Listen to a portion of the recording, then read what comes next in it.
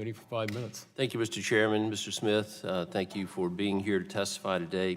In your written testimony in response to some of the chairman's questions, you stated that you were informed of suspicious activity on July the 31st by your chief information officer and went on to discuss that. And you said, I certainly did not know that personal identifying information, PII, had been stolen or have any indication of the scope of the attack.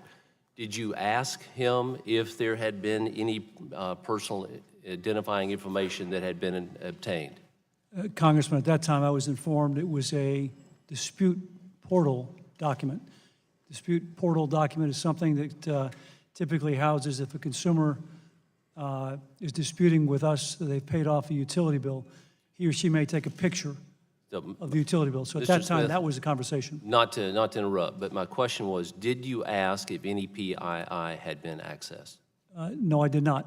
Were you made aware at that point of the Apache Strut patch? No, sir, I was not. Had you had any meetings with your chief information officer or your security department about any of this issue prior to July 31st? No, Congressman, I did not. Had you had any meetings with them about any other security information during that time from March until July 31st? Oh, yes, we would have routine meetings, security reviews, IT reviews. How often do you have those? Common due process would be at least quarterly. And why did you not have this discussion come up? And did you have, obviously that's more than a quarter, so how many meetings did you have between that time of March the 8th until July the 31st with your security team? Make sure I understand your question. Why didn't... No, how many meetings did you have during that time from March the 8th until July the 31st? I don't have that information with me. If that's important, we can get that. Well, how many do you remember? Do you remember any of those? So normally we'd have IT reviews at least quarterly and security reviews at least quarterly. And then you'd augment that on an as-needed basis.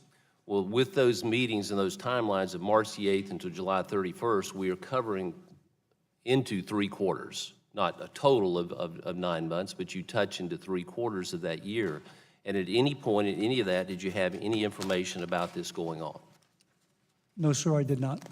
All right, in your testimony, you indicate that the security department ran scans in March for the vulnerability but failed to identify it.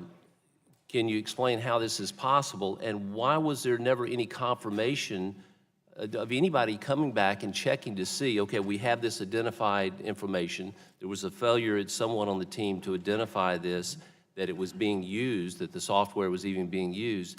Was there no one coming in to verify that? Did you have any outside person prior to the ones that you hired to look at this? Congressman, we get notifications routinely, the IT team, the security team do, to apply applications. This individual, as I mentioned earlier, did not communicate to the right level to apply the patch. The follow-up was, as you mentioned. You said this individual? Mm-hmm. So you had one person responsible for this? There's an owner of the patch process. There's a communication that comes out from security. It's a broad-based communication.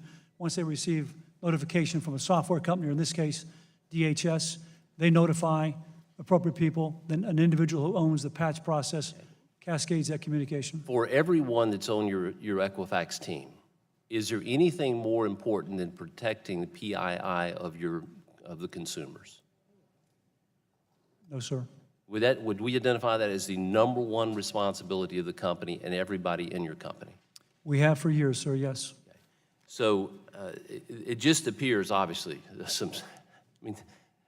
the job wasn't done. And so we know that, and we're trying to look at this. And I know, too, there was an Equifax spokeswoman who said, we've taken short-term remediation steps and continue to implement and accelerate long-term security improvements as part of ongoing actions to help prevent this type of incident from happening again. So we have 145.5 million people whose PII has been compromised. How many files do you have in the system? Worldwide? Yes, sir. I think someone mentioned earlier, there's a public number out there of over 800 and some odd million consumers and 100 million companies, roughly. And we know this breach includes some from Canada, some from the UK. Would that be fair to say even at this point? Congressman, a point of clarification there was some data that we had on, I think it's 7,000 Canadians in the U.S. So the data was in the U.S., same environment.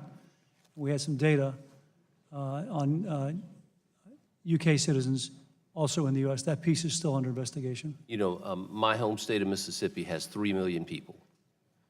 3 million people. Almost 1.4 million files have been breached in my state. That's, if you take away people that are minors who don't have a file yet, almost my entire state's going to be impacted. So this is a travesty. It's something that was preventable, we know.